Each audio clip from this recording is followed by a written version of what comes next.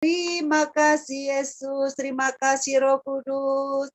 Bapak, sebentar kami akan merenungkan firman-Mu, kami mau belajar firman-Mu, agar kami bisa lebih mengenal Engkau lagi Tuhan. Oh, Engkaulah Tuhan kami, Allah kami, Juru Selamat kami yang hidup. Dan juga agar kami juga mengenal diri kami, siapa kami di hadapan Bapa. Bapa, Engkau buka hati dan pikiran kami, biarlah kami boleh duduk diam dengan tenang, dan kami bisa menerima firman-Mu dengan baik. Di dalam nama Yesus kami mengucap syukur dan berdoa. Haleluya. Amin. Saya serahkan kepada Bapak Pastor Surbakti, silakan Pak. Amin, amin. Terima kasih. Ya, ini kesempatan bagi kita untuk mendengarkan firman Tuhan yang terambil dari kitab Yohanes pasal yang ke-10 ayat 28, ya, 28.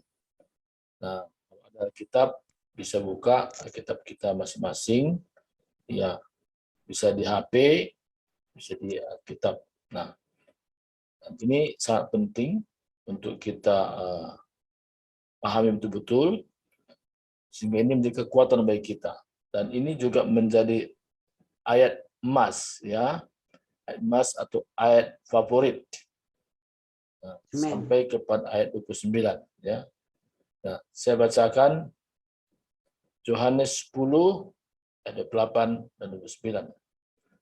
Dan aku memberikan hidup yang kekal kepada mereka, dan mereka pasti tidak akan binasa sampai selama-lamanya, dan seorang pun tidak akan merebut mereka dari tanganku. Bapakku yang memberikan mereka kepadaku lebih besar daripada siapapun, dan seorang pun tidak dapat merebut mereka dari tangan Bapa. Nah, saya buat akronim daripada ayat ini tentang KJP. Ya, kalau KJP orang ingat kartu Jakarta Pintar, ya, KJP. Tapi hari ini saya tidak membicarakan kartu Jakarta Pintar, tapi punya arti yang lain. Tapi ini sebagai sarana untuk kita mudah mengerti saja. Nah, pertama di sini ayat 10 ayat 28, aku memberikan hidup kekal kepada mereka. Ini perkataan Yesus. Aku memberikan hidup yang kekal kepada mereka, dan mereka pasti tidak akan binasa sampai selama-lamanya. Yang pertama, karena kepastian. Jadi di dalam Yesus ada kepastian. Jelas, di luar Yesus tidak ada kepastian tentang hidup. Yesus kata, aku memberikan hidup kekal. Jadi Yesus memberikan hidup yang kekal. Jadi hidup yang kekal itu hanya kalau Yesus berikan sehingga kita miliki. Kita tidak dapat di luar sana tentang hidup yang kekal. Hanya melalui Yesus Kristus. Dan Yesus memberikan kepada setiap orang. Kepada siapa? Kepada mereka yang memang merindukannya. Kepada mereka yang betul-betul kepingin atau rindu untuk mendapatkannya. Jadi, walaupun ada tawaran, tapi ada respon kita. Ya, aku mau.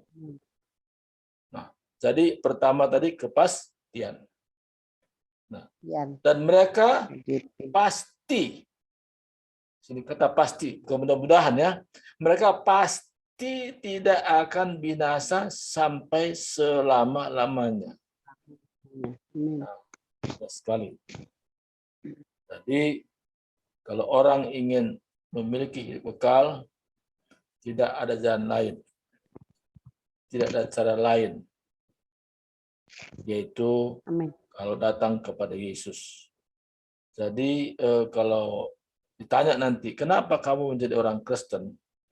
Kalau hanya jawabannya, ya supaya banyak teman, berarti belum mengerti rahasia ini.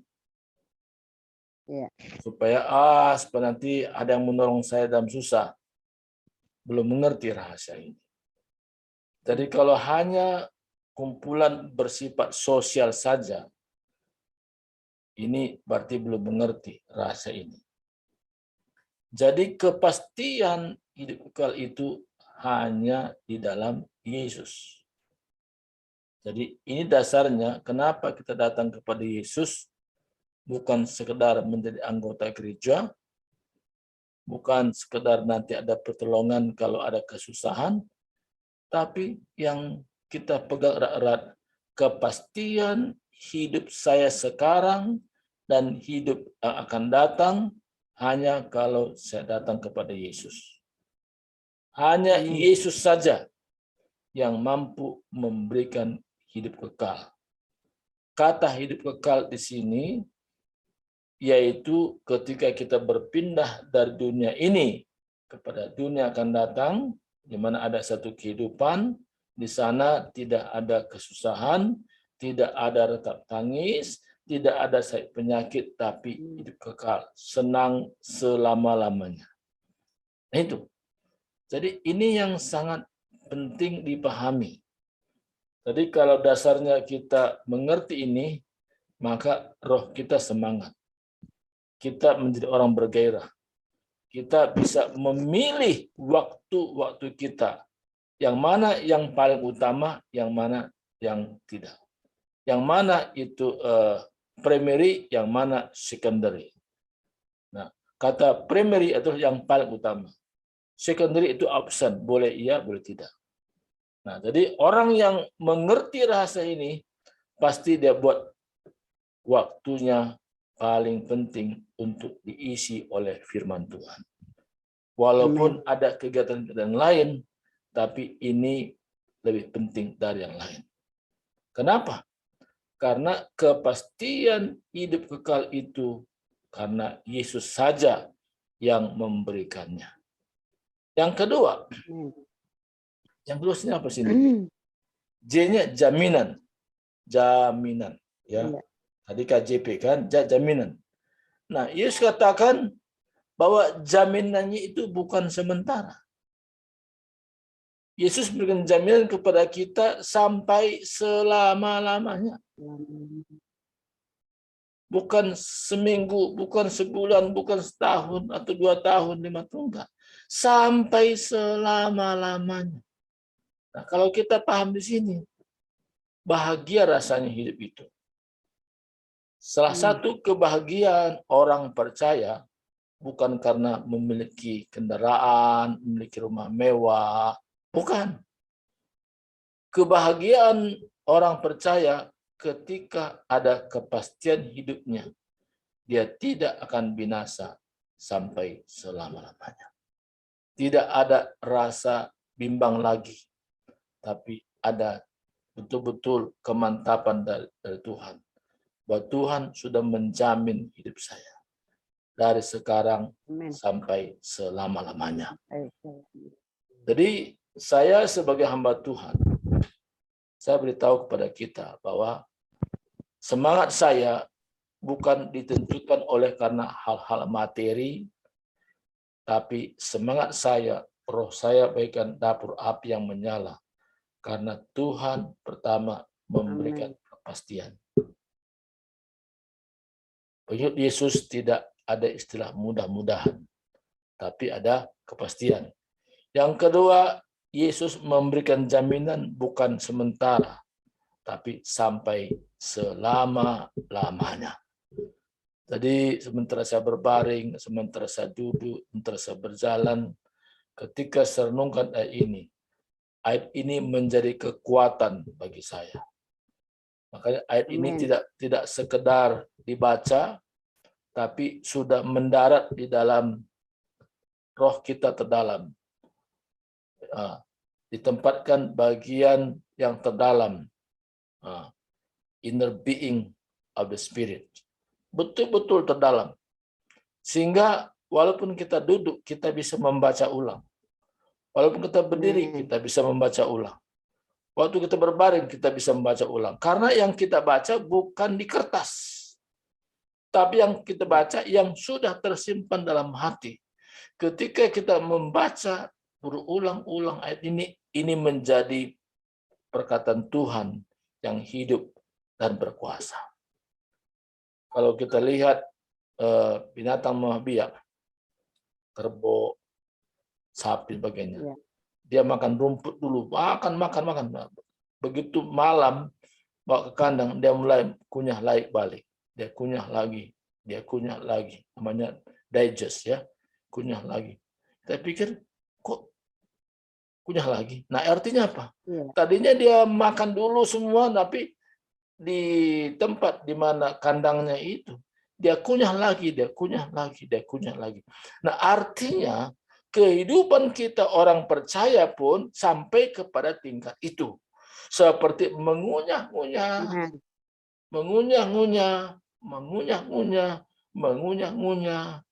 dan inilah membuat roh kita menyala. Karena kita seperti mengunyah-ngunyah tadi. Kita menikmatinya. Kita merasakannya. Membuat berdampak kepada roh kita. Nah, ini yang penting. Nah, seberapa banyakkah orang mengerti rahasia ini? Saya pernah tanya kepada seseorang sesudah habis ibadah. Bagaimana Pak? Tadi firman Tuhannya cukup menyentuh hati. Oh iya Pak, menyentuh hati. Waduh, Bapak diberkati. Oh diberkati Pak. Waduh, banyak diberkati. Oke lah. Sekarang coba ceritakan saja. 2 hal saja dari semua berkat itu. Bisa ceritakan kembali nggak? Apa ya? Dia nggak bisa menjelaskan. Kenapa? Karena dia tidak memiliki prinsip seperti tadi. Seperti kerbau atau sapi mengunyah-unyah kembali. Memang kita nggak terima semua, tapi ada bagian-bagian tertentu itu menjadi berkat, dan itu kita renungkan, dan itu seperti kita digest lagi, seperti kita makan lagi, ulang lagi. Itu yang membuat hidup dalam hati kita. Nah, begitulah perlakuan kita kepada firman Tuhan, seperti kita kunyah lagi, karena kita 2 kebutuhan, makan jasmani dan makan rohani. Nah, kita tidak cukup dengan makan jasmani, tapi makan rohani. Nah, ini kalau diisi lagi seperti itu, seperti kita kunyah, maka roh kita tampil beda, tidak sama seperti orang lain, hanya sekedar orang Kristen secara nama saja. Karena Tuhan mendirikan gerejanya sekarang ini. Bukan gereja secara fisik, bukan gereja secara organisasi, tapi gereja secara tubuh Kristus, di mana menempatkan Kristus itu menjadi utama dalam hidupnya. Sehingga setiap firman-Nya itu bagaikan suara Yesus bagi dirinya. Dia renungkan lagi. Nah, yang terakhir tadi sini apa tadi? Perlindungan. Nah, kita lihat dari satunya, dan seorang pun tidak akan merebut mereka dari tanganku, kunyaku besar. Seorang pun tidak akan merebut mereka dari tanganku. Artinya perlindungan itu 100%. Kalau kita paham rahasia ini, kita tidak takut dengan namanya ada berita dukun santet. Kita tidak takut namanya ada berita-berita tentang panah api. Kenapa? Perlindungan daripada Tuhan itu 100%. Bagi siapa itu? Bagi orang yang menerapkan prinsip tadi. Firman Tuhan itu tidak sekedar tahu, tapi betul-betul menyatu di dalam hidupnya. Menyatu. Unity in the spirit. Ada satu kesatuan dalam dirinya. Berbeda dengan hanya pengetahuan. Pengetahuan itu tidak menghasilkan apa-apa. Tapi kalau pengetahuan itu terus meningkat dan menjadi iman di dalam hidupnya, menjadi iman, perkataan itu hidup dan berkuasa, maka ada perlindungan Tuhan. perlindungan secara rohani. Makanya kalau orang yang mengerti bahasa ini, ketika ada orang niat-niat yang tidak baik pun terhadap kita misalnya, itu kita itu terlindungi seperti tidak bisa dijamah apapun. Kenapa? Amin. Kuasa Tuhan itu dahsyat luar biasa. Pernah saya ingat ada seorang dukun santet. Kesaksiannya begini. Dia benci kepada seorang yang namanya hamba Tuhan. Dia berpikir nanti malam saya akan santet kamu. Malam santet ini berusaha untuk mengambil roh orang ini. Waktu dia berusaha, itu baiknya dipagari dengan api pijar yang begitu seperti orang ngelas. Begitu dekatin, dia membah. Akan dia mau mati rasanya. Dan pengalaman itulah membuat dasarnya dia akhirnya tinggalkan pekerjaannya sebagai dukun santet. Dan dia menyerahkan hidupnya menjadi hamba Tuhan. Dia bilang, apa yang saya miliki belum ada apa-apanya. Hamba Tuhan ini tidur.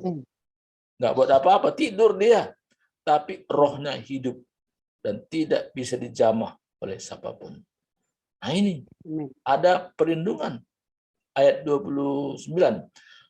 Bapakku yang memberikan kepadaku lebih besar daripada siapapun, dan seorang pun tidak dapat merebut mereka dari tangan Bapa. Jadi ada perlindungan dari Tuhan Yesus dan Bapa menjadi satu kesatuan. Membuat kita bergairah, membuat kita semangat, membuat kita hidup ini indah selalu. Kita tidak terkontaminasi dengan berita-berita di sekitar di mana kita hidup, tapi hidup kita dikuasai oleh firman Tuhan, memberikan kita kekuatan tanpa batas. Karena Roh Tuhan bekerja bagi orang yang betul-betul menerapkan prinsip tadi. Prinsip inilah membuat kita tampil beda di tengah-tengah masyarakat di mana kita ada. Karena ingat KJP, ingat kepastian, ingat jaminan, ingat perlindungan. Tuhan memberkati kita hari ini. Kiranya firman Tuhan ini sungguh membawa berkat, sungguh membuat pencerahan bagi kita bahwa hidup bersama Yesus indah selalu. Tuhan berkati. Kita berdoa dulu. Terima kasih Tuhan atas segala kasih-Mu, hamba-Mu terbatas menjelaskannya. Tetapi Roh Kudus menjabarkan ke dalam hati kami. Sehingga kami tidak hanya sekedar tahu, tapi kami betul-betul dikuatkan. Kami dihiburkan, kami diberikan semangat bahwa dalam Yesus ada kepastian. Dalam Yesus ada jaminan. Dalam Yesus ada perlindungan. Tangan Bapa dengan Tuhan Yesus menjadi satu kesatuan, melindungi kami dari segala bentuk-bentuk jahat daripada si iblis. Terima kasih Tuhan. Terpuji nama-Mu, di dalam nama Kristus kami sudah berdoa dan bersyukur. Haleluya. Amin.